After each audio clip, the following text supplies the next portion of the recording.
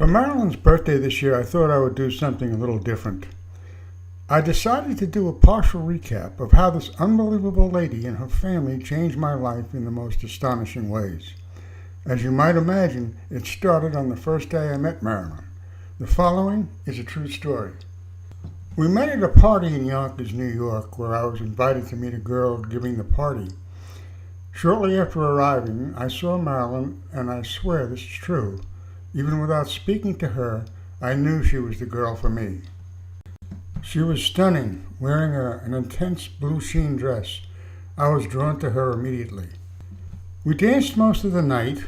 She gave me her phone number verbally, but would not write it down. She said, "If you're interested, you will remember it." Repeating it all night in my brain, I called her the next morning. We had our first date shortly thereafter at a place called The Composer in Midtown Manhattan. But before we left our home that night, I had to meet her dad, Louis Russo, at a club where he guided young men in how to live a fruitful and meaningful life. I never met a young person who didn't look up to him with great respect and admiration. None of Louis' boys went wrong. A mother who answered the door that night was equally impressive and proved to be a remarkable wife and mother. She seemed to like me right away. Louis, however, was another matter. He initially saw me as someone who might take his daughter from him. She was clearly the apple of his eye, and he was right about that. I would have to grow on him over time before he could get used to the idea of seeing Marilyn leave the nest and coming with me. How can I explain Louis? A man of incredible righteous presence, with a well-defined family value system that in all things was his priority. He stood tall and never wavered or compromised his beliefs. Between Dolly, Marilyn's mother, and Louis, I walked into a home filled with love and character, along with great Italian cooks that also included Marilyn's grandmother, fondly known as Mama, who, as far as I was concerned, was the beginning of a lineage of delightful culinary Italian cuisine. So while I had already decided to make Marilyn my wife, her family cemented the deal. I knew I could not go wrong, and maybe for one of the first times in my life, I got it right. Well, that wonderfully fated first meeting took place on February 14th, Valentine's Day, 1959, 59 years ago. We were married on November 24th, 1962, 56 years ago. Mother's Day and her birthday are both coming up on May 13th. That birthday made possible the love of my life just 17 years later. Mother's Day exemplifies the perfect, devoted mother she has always been to our three children.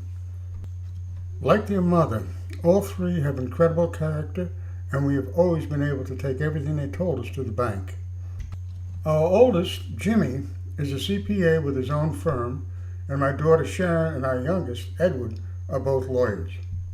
Sharon has two kids, and in spite of being a single-parent mother, having an enormously busy practice, still, when it comes to her children, Connor, a skilled basketball player, and Skylar, who I can never remember getting anything less than an A, she leaves nothing out.